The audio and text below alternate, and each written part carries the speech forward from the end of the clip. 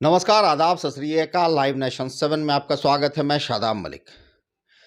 अगर अभी तक आप लोगों ने हमारे चैनल को सब्सक्राइब नहीं किया है तो ज़रूर सब्सक्राइब कर लें। राहुल गांधी लगातार भारत जोड़ो यात्रा कर रहे हैं। उन्होंने इस यात्रा की शुरुआत उस जगह से की जहां 1991 में 21 मई के दिन उनके पिता पूर्व प्रधानमंत्री राजीव गांधी की हत्या कर दी गई थी। लगातार उनकी इस यात्रा पर चर्चा होती रही। एक उसकी बड़ी वजह है कि इस पूरी यात्रा के दौरान सिर्फ एक टी-शर्ट और पैंट में नजर आए राहुल गांधी, जबकि बरसात भी उन्होंने इसी टी-शर्ट में झेला तो कड़ाके की ठंड में भी टी-शर्ट में ही नजर आए। यहां तक कि कश्मीर तक उन्होंने यात्रा की और कश्मीर के लाल चौक पर 26 जनवरी के दिन उन्होंने तिरंगा भी फहराया। सवाल ये उठता है कि ये कोई शक्ति है या फिर कोई इसमें चमत्कार है। आखिर क्या वजह है कि कश्मीर जैसी ठंड में उन्होंने सिर्फ टी-शर्ट पहनकर ही कैसे वो इस पूरी यात्रा को कर रहे हैं। हम इस पूरी बात और पूरी यात्रा पर चर्चा करेंगे। हमारे साथ मौजूद हैं राजनीति शास्त्र के ज्ञाता और राजनीति के विश्लेषक Sameer sir. Sir, live nation 7 में आपका स्वागत है। धन्यवाद। सर, राहुल गांधी पर कई तरह की मीम्स बने, राहुल गांधी को कई तरह से मजाक बनाया गया, मगर क्या लगता है सर कि 2014 के राहुल गांधी और 2024 की तैयारी कर रहा है जो राहुल गांधी, इन दोनों राहुल गांधी में कितना फर्क है और इसका कितना असर राजनीति में पड़ने की उम्मीद आपको लग रही है? देखिए, दोनों में पहले के राजीव गांधी या राहुल गांधी और वर्तमान के राहुल गांधी में कोई तुलना हमको नज़र नहीं आता है। हालांकि जो है राहुल गांधी का जो अपना व्यक्तित्व है और जो समझदारी का स्तर है, वो स्तर शुरू से ही जो है सो काफ़ी एडवांस रहा है, काफ़ी प्रगतिशील और वैज्ञानिक नज़रिया का उनका जो है सो कंसेप्ट रहा है। लेकिन उसके बावजूद भी आम जनता के बीच उनका वो रूप सामने नहीं आ सका था जो कि आज आया है। आप थोड़ा सा बैक चलिए तो उत्तर प्रदेश में जो पश्चिमी उत्तर प्रदेश में भूमि अधिग्रहण के खिलाफ उन्होंने आंदोलन किया था, और उसके बाद जो है फिर कोरोना आने से पहले जो उनका बयान था कि बहुत ही हानिकर होगा, भारत सरकार चेत जाए, और वो उनका अनुमान बिल्कुल सही साबित हुआ। फिर जो है आपको नोटबंदी पर जो उनका आकलन था कि ये डिजास्टर साबित होगा देश के लिए, वही जो है सो वही बात हुआ, आज साबित हो रहा है। फिर जो है जीएसटी आया, जीएसटी पर भी जो उनका बयान था आज सब वो साबित हो रहा है। तो उनका, या फिर अभी का देखिए कि अंबानी और अडानी के बारे में जो उनका कंसेप्ट रहा है वो आज साबित हो गया। हिंडनबर्ग रिसर्च का जो रिपोर्ट आया उससे साबित हो गया कि वो है। तो कहने का मतलब कि उनका बौद्धिक स्तर तो काफ़ी अच्छा रहा, लेकिन चूंकि राजनीति है और हमारे देश की राजनीति का स्तर काफ़ी नीचे गिरा हुआ है, इसलिए उनका जो है छवि गिराने के लिए, जैसा कि मीडिया में बात आता रहा है कि हजारों करोड़ फूका गया कि राहुल गांधी की छवि बिल्कुल पप्पू की बना दी जाए। लेकिन जो है आज वही पप्पू इस देश का सबसे चर्चित व्यक्ति बन गया है, और चाहे वो कांग्रेस के समर्थक हो लोग या ना हो, लेकिन इतना तो बात है कि आज लोग राहुल गांधी का लोहा मान लिया कि हाँ भाई, इस आदमी में कुछ क्षमता है। ये जो है सो साफ नजर आता है। आगे फिर देखिए तो सर, ये सवाल उठता है कि राहुल गांधी जिस तरह की ये यात्रा कर रहे हैं, भारत जोड़ो यात्रा कर रहे हैं, एक बड़ा सवाल ये है, और इस बीच में जो एक ख़ास बात सामने आ रही है वो ये है कि ये कोई बड़े चैनल को इंटरव्यू नहीं दे रहे हैं। ये ज़्यादातर यूट्यूब के जो चैनल हैं उन्हें इंटरव्यू दे रहे हैं, क्योंकि आरोप लगते रहे हैं कि जो बड़े-बड़े चैनल हैं, जो टीवी के चैनल हैं, वो कहीं न कहीं सरकार की ओर झुके हुए हैं। तो ये एक पहलू है। दूसरा कि मोदी सरकार लगभग 10 साल की हो चुकी। इस 10 साल में कभी भी प्रधानमंत्री नरेंद्र मोदी ने सार्वजनिक तौर पर प्रेस कॉन्फ्रेंस नहीं किया। तो कहीं ना कहीं एक तरफ मोदी कहा जाए कि मीडिया के सवाल से कहीं ना कहीं तो उनके दिल में डर जरूर दिखता है, जिसकी वजह से शायद उन्होंने प्रेस कॉन्फ्रेंस नहीं किया। राहुल गांधी की अगर हम बात करें तो सर, कितना असरदार हो सकता है ये यात्रा? इसका क्या असर पड़ सकता है? देखिए, राहुल गांधी अभी नहीं, शुरुआत से लगातार वो प्रेस कॉन्फ्रेंस करते रहे, और ख़ास करके ये जो भारत जोड़ो यात्रा है, इस यात्रा के दौरान हमको लगता है दर्जन से ज़्यादा उन्होंने प्रेस कॉन्फ्रेंस किया। लेकिन दुर्भाग्यजनक बात है कि जो दुनिया का सबसे बड़ा लोकतांत्रिक देश हमारा भारत है, और उस देश का जो सबसे मजबूत जैसो प्रधानमंत्री कहा जाता है नरेंद्र मोदी जी को, उन्होंने आज तक कोई जैसो प्रेस कॉन्फ्रेंस नहीं किया। तो एक ढंग से समझिए तो ये तो जनता की अवहेलना हो रही है ना, कि लोकतंत्र की अवहेलना है कि आप प्रेस के माध्यम से जनता के बीच नहीं आ रहे हैं। तो यह जो है, और इसके चलते मोदी जी की काफ़ी समय समय पर आलोचना भी होती रही है। हाँ, उन्होंने कभी अगर इंटरव्यू दिया तो चुनिंदा चैनल पर ही उनका इंटरव्यू हुआ, और अगर एक खास इंटरव्यू को हम याद करें तो अक्षय कुमार ने उनका इंटरव्यू लिया था, जहां उनसे पूछा गया था कि आप आम कैसे खाते हैं। तो वो तो कोई इंटरव्यू नहीं, वो तो चाटुकारिता माना जाएगा, वो तो और जैसो आपको मीडिया का ये काम भी नहीं है। खैर, अब जहाँ तक आपने ये कहा कि राहुल गांधी जैसो जो मुख्य आपको राष्ट्रीय चैनल है उसको इंटरव्यू न दे करके, खास करके वो यूट्यूब चैनल को दे रहे हैं, तो देखिए हमको लगता है राहुल गांधी बिल्कुल सही समय पर जोरदार तरीके से ये हमला उन्होंने किया है ऐसा करके। या ऐसा इसलिए कि अब तो यह सर्वमान्य बात हो चुका है कि जो हमारे देश का मुख्य धारा का आपको टीवी चैनल है या अखबार है, वो जो है विरोधी दलों की बातों को नहीं जैसो छापता है, या विरोधी दलों के बारे में छापता भी है या सवाल भी पूछता है, तो वो एक तरह से लगता है कि यह सत्ताधारी दल का स्पोक्स पर्सन है, प्रवक्ता है। तो जाहिर सी बात है कि अब मीडिया जब रह नहीं गया, और इसीलिए अब मीडिया को तरह तरह का जैसो आपको पान जैसो कहें कि विशेषण भी दे दिया गया। कोई इसको गोदी मीडिया कहता है, कोई जैसो दलाल मीडिया कहता है, कोई कुछ मीडिया कहता है। तो इसलिए ज़रूरी था कि अगर लोकतंत्र को जिंदा रखना है तो मीडिया की इस भूमिका को नंगा किया जाए। और यही वजह है कि आप देखिएगा कि जब भी प्रेस कॉन्फ्रेंस होता है राहुल गांधी का, या जब भी जो है उनका कोई सभा होता है, तो मीडिया पर बहुत ही चुटकुले अंदाज से वो हमला करते हैं। तो यह बहुत सही काम वो कर रहे हैं, ताकि जनता के बीच कुछ सही बात जा सके, जनता समझ सके कि मीडिया का क्या रोल है। सर, 2024 में जो लोकसभा का चुनाव होना है, क्या लगता है कि इस पर इस यात्रा का कितना असर पड़ेगा? क्योंकि एक बात तो मैं कटाक्ष के रूप में करना चाहूँगा कि जब ये यात्रा राहुल गांधी ने की, उसके बाद गुजरात में चुनाव हुआ। गुजरात में कांग्रेस की ज़बरदस्त हार हुई है। भले ही हिमाचल प्रदेश में कांग्रेस ने सरकार बनाई, तो हिमाचल प्रदेश छोटा प्रदेश है, मगर गुजरात में इतनी बड़ी हार, और इस यात्रा से आप उसको जोड़ सकते हैं या नहीं?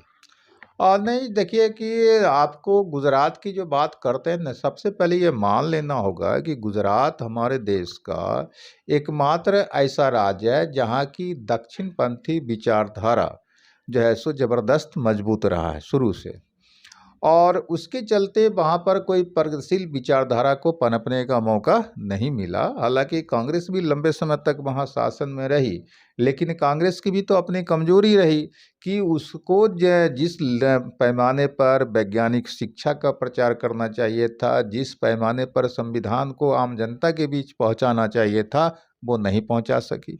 अगर जैसे वैज्ञानिक और तर्कसंगत शिक्षा का जैसे जोरदार तरीके से व्यवस्था किया जाता, जनता के बीच अंधविश्वास या धार्मिकता की जो कट्टरता है उसको जैसो ले जाने का, उसको कम करने का प्रयास किया जाता, तो संभव है कि आज जो भारत का आप दृश्य देख रहे हैं वो नहीं होता। तो कांग्रेस भी वो काम नहीं कर सकी, और अपने मूल स्वरूप में जो गुजरात का नेचर है वो जो है राइट ओरिएंटेड मानसिकता का वो स्टेट है, इसलिए वहाँ यह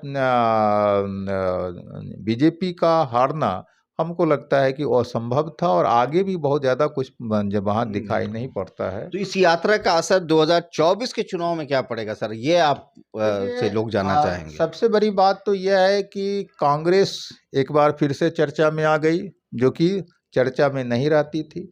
चर्चा भी होता था तो नेगेटिव रूप में उसका चर्चा होता था, लेकिन अब हर दिन जो है वो चर्चा में है, भले ही वो आपको यूट्यूब चैनल के द्वारा ही क्यों ना हो, अभी भी देखिएगा मुख्य चैनल जो टीवी चैनल है वो अभी भी इतनी बड़ी यात्रा को देखा जाए तो वैसी पॉपुलैरिटी नहीं मिली उन चैनलों के द्वारा जो मुख्य धारा के चैनल हैं। संभव ही नहीं है। शुरू से लेकर अंत तक, मतलब कि कन्याकुमारी से लेकर के श्रीनगर तक के यात्रा को वो बिल्कुल ही जो है सो नजरअंदाज करके चली है मुख्य चैनल की है।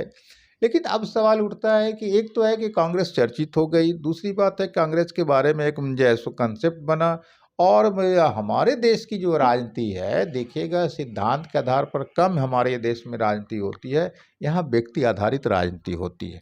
जैसे कि देखिएगा कि बार बार बीजेपी के द्वारा ये कहा जाता था कि मोदी नहीं तो कौन, है ना, मोदी नहीं तो कौन। सवाल ये नहीं उठाया जाता है कि मोदी की नीति और कार्यक्रम सही नहीं है तो आपका सही क्या नीति और कार्यक्रम होगा, ये मुद्दा नहीं उठाया जाता मीडिया के द्वारा या सत्ताधारी दल के द्वारा।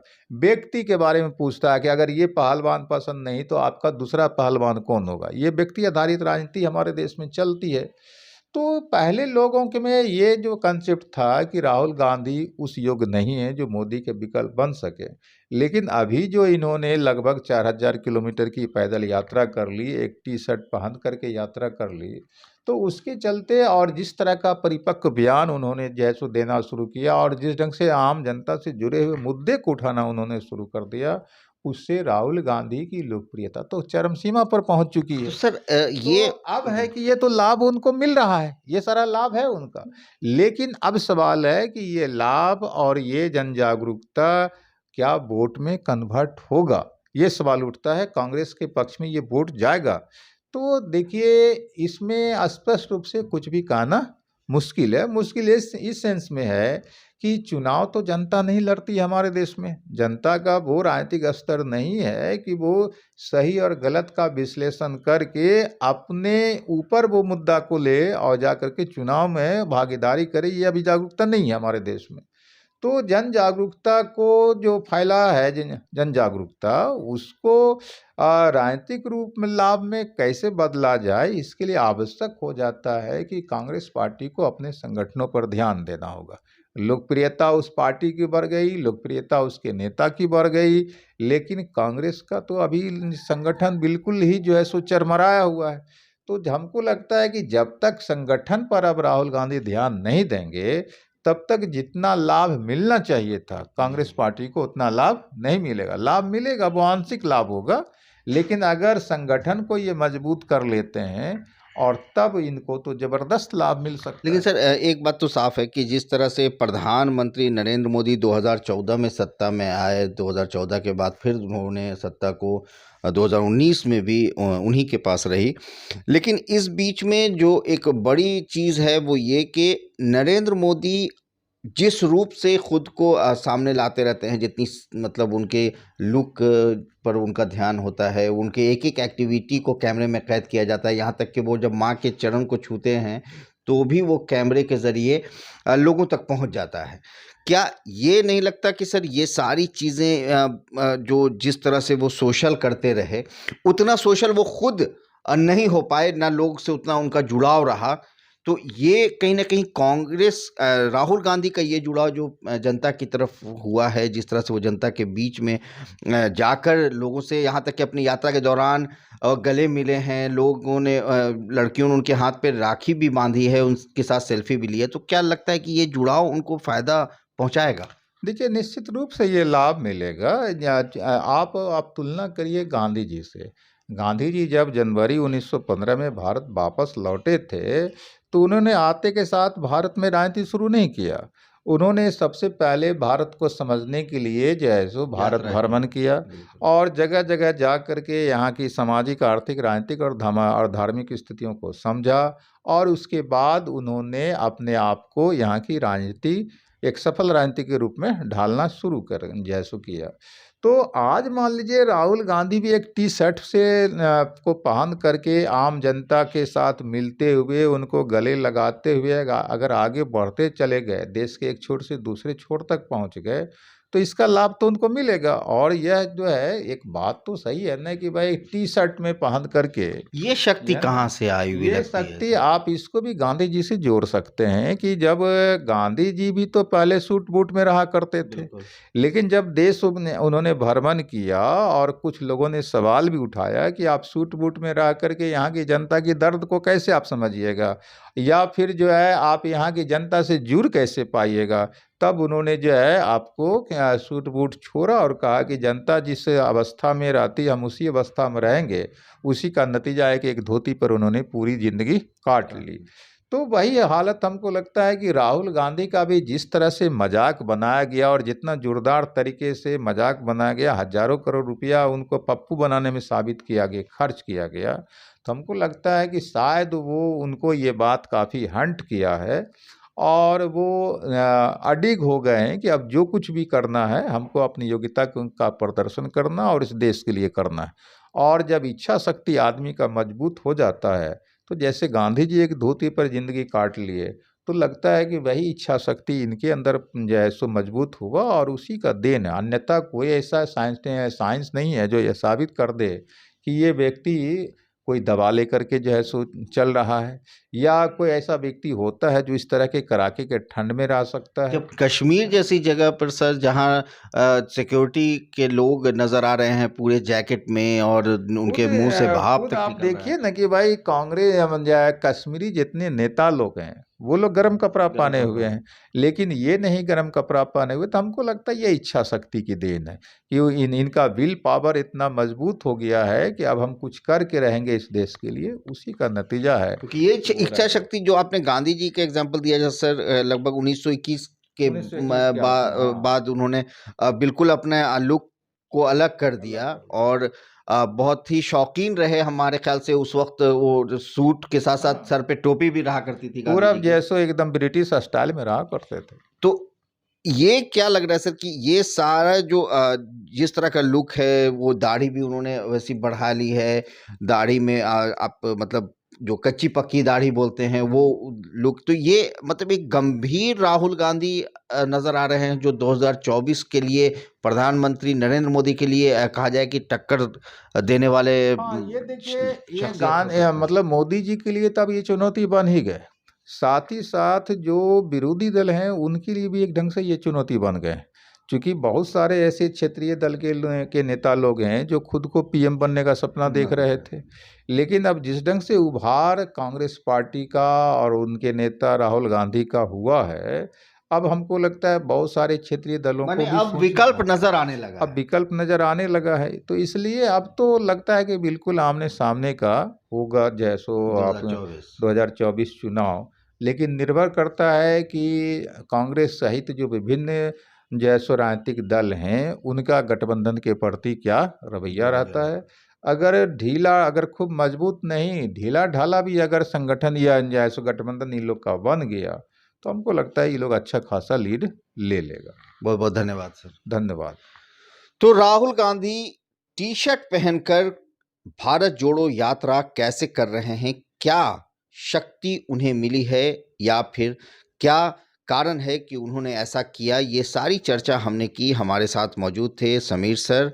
अब देखना है कि 2024 में वो राहुल गांधी जो 2014 के राहुल गांधी से कितना अलग अपने आप को साबित करते हैं, प्रधानमंत्री नरेंद्र मोदी के लिए किस तरह वो चुनौती बनते हैं और आने वाले समय में जो चुनाव होना है उस पर इस यात्रा का कितना असर पड़ता है। तब तक ये सारी बातें हम आप तक पहुंचाते रहेंगे। आप बने रहें हमारे साथ, देखते रहें हमारा वीडियो। अगर अभी तक आप लोगों ने हमारे चैनल को सब्सक्राइब नहीं किया है तो ज़रूर कर लें, साथ ही साथ ट्विटर हैंडल पर हमें फॉलो ज़रूर करें।